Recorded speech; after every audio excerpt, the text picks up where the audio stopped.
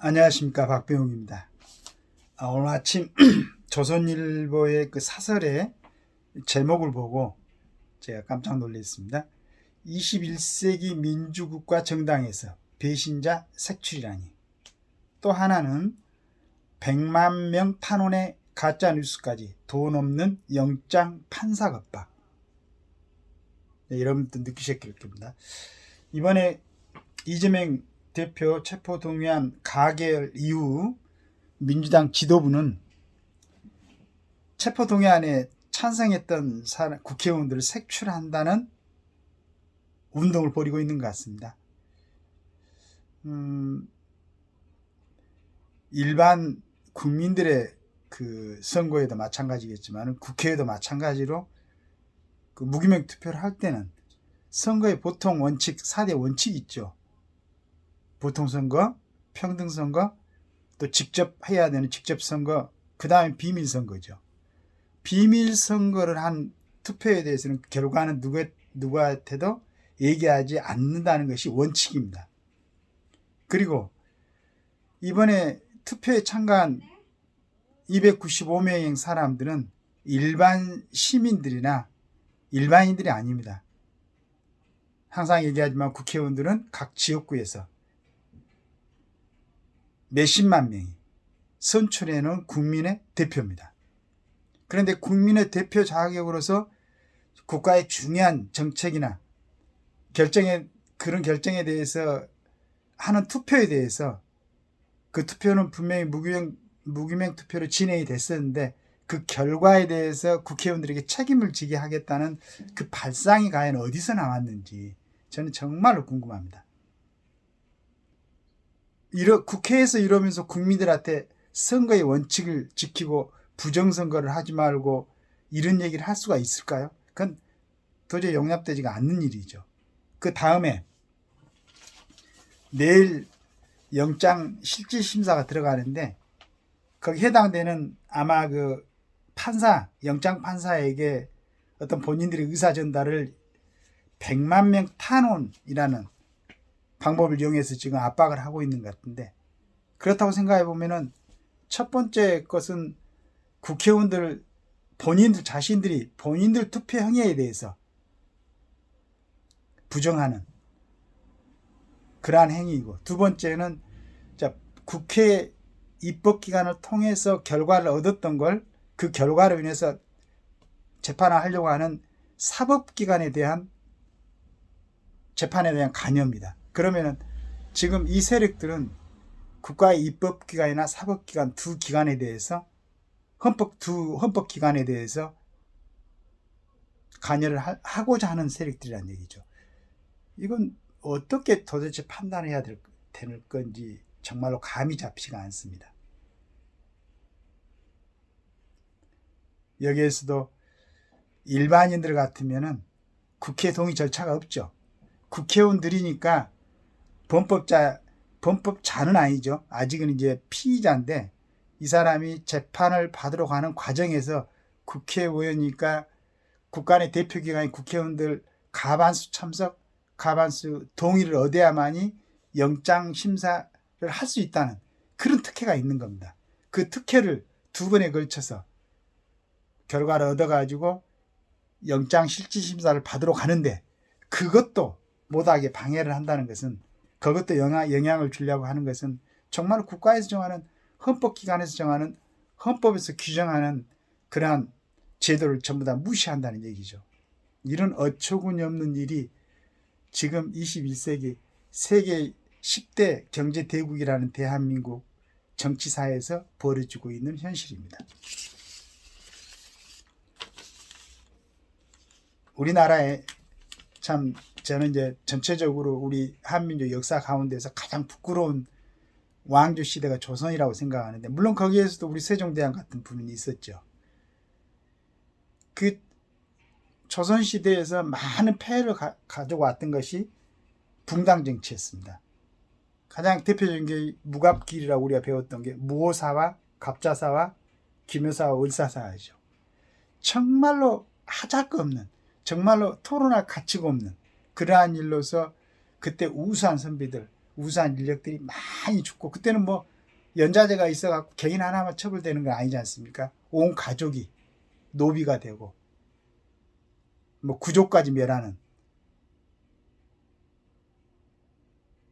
우리나라에서 뭐 구족은 아니었나요? 삼족이었나요? 하여간 그런 연좌제가 적용되는 우스운 그런 사건이 무지한 백성들에 의해서 저질러졌던 게 아니고, 그 시대에도 가장 우수한 인력이라고 과거 시험을 통해 가지고 등용된 그 무리들에 의해서 행해졌습니다. 지금 똑같은 상황이 지금 대한민국에서 벌어지고 있는 거죠. 우리 일반적인 대한민국 국민들은 오늘 아침에도 신문을 보니까 아시안게임에서 금메달을 따고 축구 얼마나 잘하고 있습니까? 이런 멋있는 젊은이들이 살고 있는 대한민국에서 그 젊은이들 그리고 일반 서민들이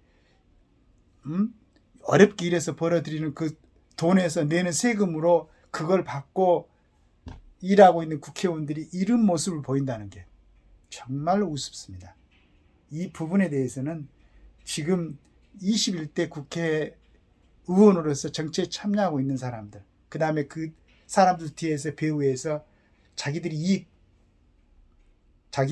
권력을 지키기 위해서 조절하고 있는 그 노예한 정치인들, 이 전부 함께 같이 책임을 져야 되는데, 도저히 국민들 개개인의 힘으로는 책임을 물을 수가 없죠. 방법은 하나의 내년의 선거입니다. 그런데 국민들이 또 여기서 이 사람들에게 휘둘려 가지고 100만 명 탄원을 했다는 거, 사법기관에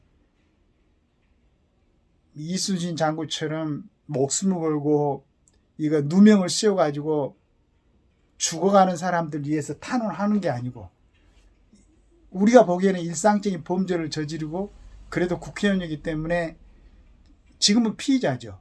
그러면 그 사람이 진정으로 범죄자인지 아닌지를 판결을 받으러 가는 그런 과정에서 그 판결을 하는 판사에게 영향을 주는 그런 행위를 한다는 것은 국가에서 정해놓은 국민들의 총의에서 만들어 놓는 헌법과 법률을 갖다가 정면으로 위반한다는 얘기죠.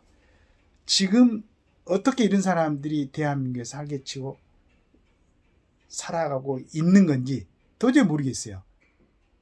그 조그만 일반 서민들은 조그만 범죄를 저질러도 바로 체포되고 구금되고 재판을 받고 벌금을 내고 징역을 살고 그러는데, 어떻게 이런 일이 대한민국에서 벌어지는가? 왜 이런 차별이 있어야 되는 건가? 지금 여러 유튜브들이 그런 얘기를 하고 있습니다. 그래서 제가 항상 주장했던 거, 결국은 특권이 없어야 된다.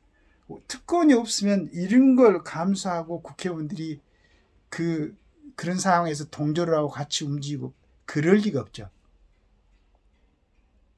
가장 중요한 것, 가장 근본적인 것에 대해서 우리는 이제 판단을 하고 그것을 싹을 덜어내야 됩니다. 그래가지고 정말로 우리가 볼 때 일반적인 상식에 반하는 행동을 꾸준히 하려고 하는 사람들, 저 사람들이 왜 저러는가? 결국은 그 사람들이 가져갈 수 있는 권력과 그 특권입니다. 그래서 저처럼 아무런 힘이 없는 사람이 외치는 것보다는 이 방송을 혹시 누가 보신다고 그러면, 또 지금 유명 그 유튜버 열심히 활동하고 있는 분들은 우리가 근원적인 이런 폐해 요걸 갖다가 분명하게 이번에는 정리를 해야 된다. 그렇지 않으면은 또 그 사람들 내년 국회의원들로 선출된 사람들 똑같은 행태를 보일 수밖에 없어요. 왜냐하면 너무 많은 것을 가져갈 수 있기 때문에. 그래서 조절해야 된다는 얘기입니다. 물론 뭐 저보다도 훨씬 더 이 사안에 대해서 잘 알고 하고 있겠지만은 여러 가지 사정상 나서지 못하는 분도 많이 있겠죠. 또 행동을 옮기지 못하고.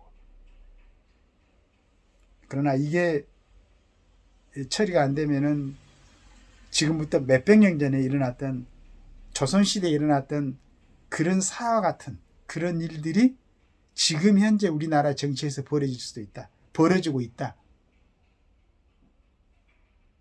이런 우려를 하고, 우리가 이렇게 하고 있을 때 우리나라의 안보라든가 애교라든가 경제는 엉망진창이 돼서 엊그저께도 한 5명 가족이 물론 이제 본인들의 어떤 그 책임이 있겠죠. 그런 뭐 경제적인 문제는. 그러나 목숨을 끊어야 되는 이러한 대한민국 내부적으로는 이렇게 굶고 썩어가고 있는데 이런 걸 다 제쳐주고 오로지 자기들의 권력만을 위해서